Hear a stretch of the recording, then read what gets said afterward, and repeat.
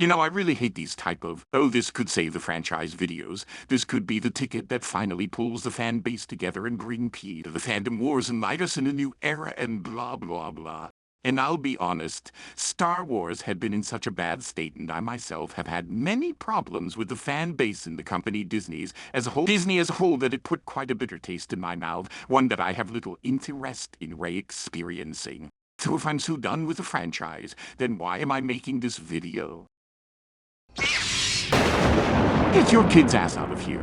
Hello on Discord, Jedi Knight, and before I became a MLP lover, I was a Star Wars fanatic back in the day.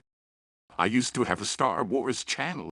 Didn't get any views in the 8 years I ran it, but I had it. That was me then. This is me now. My channel is an MLP-themed channel, and I will never stop doing that. But Star Wars was once a large part of my life, and I just wanted to talk about it. Somehow, I feel like I'm going to regret making this video, but let's do it. Can this finally save Star Wars? Can it bring my love back into the franchise? Is it a saving grace? Is it my triumphant return? Well, let me put it this way. A broken clock is right twice a day. To claim this show saves Star Wars is to claim the clock was fixed, and it was not. Have a fix-it, well, go and enjoy one of the thousands of videos from the fans about how to solve it, that Disney clearly ignores. This video is not about how to fix Star Wars, but is about my thoughts on Skeleton Crew. As I was quickly fading out of Star Wars, the rumors about Skeleton Crew being a Goonies adventure story with kids in space actually appealed to me quite a lot. I wanted to see it when I heard this news, despite being disappointed with so many Star Wars projects: Ahsoka, Kenobi, Mando Season 3, to name a few. But in the time leading up to the first episode, I didn't even want to watch it. I just walked right by it while my friend had it playing in the background. I had no heart for it at all, but soon after hearing a bit from him, I said, sure, why not give it a chance? And I was happily surprised. It actually gave me exactly what I wanted Star Wars to be. I loved how it feels like a classic trope of the nerd kid in school wanting adventure in his life and ends up discovering it along the way. I liked how grounded it was in reality. I liked how he was playing Jedi with his alien friend, and the fact that it's a Star Wars alien just felt natural in that world. I wasn't sitting here going, oh look, a robot is the teacher. I felt it fit naturally into the Star Wars universe while also grounding me and pulling me into the world of Win and his friends. The dad always working, never having time for him. I remember a time when I felt just the same with my own family growing up. And that's the thing, I get it, they're tropes. And in some ways, yes, tropes can be bad.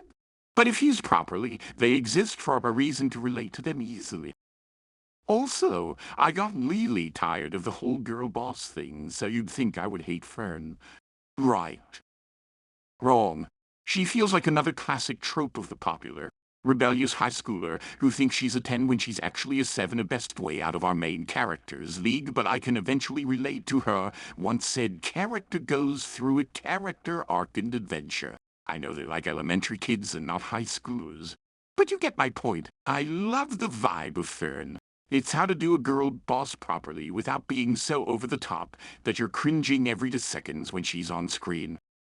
The story is simplistic, but in its simplicity, I find it a very fun, if not predictable, tale. And maybe that's what I want. Maybe I just want a fun, predictable story that could hook me in and surprise me later with a big twist, which I think is coming. Wynn finds this weird object in the woods one day when he's late for school. He thinks it's a Jedi temple, and after dreaming about Jedi and wanting to be a hero, he finds not a temple but a spaceship that launches him and his idiot friends into outer space, where he will soon run into trouble along the way as he tries to find his way home. I like it. No, I love it. I really do.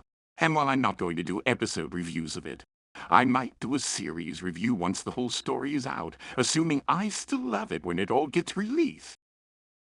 No, this doesn't save me as a Star Wars fan or fix issues in the community or the company of Lucasfilm. But what it does do is bring a smile to my face for the short time I got to watch it.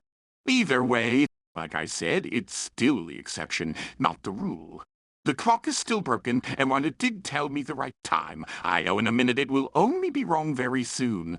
Still, here's to hope that the next episode is just as good.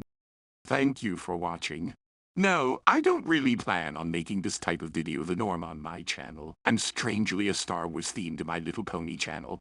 But on My Little Pony channel, first and foremost, I know I've attracted a few MLP fans who, like me, once liked Star Wars, so I must ask, what are your thoughts on the episode? Was it good? Was it not what you expected or wanted? Let me know, and remember that friendship is magic.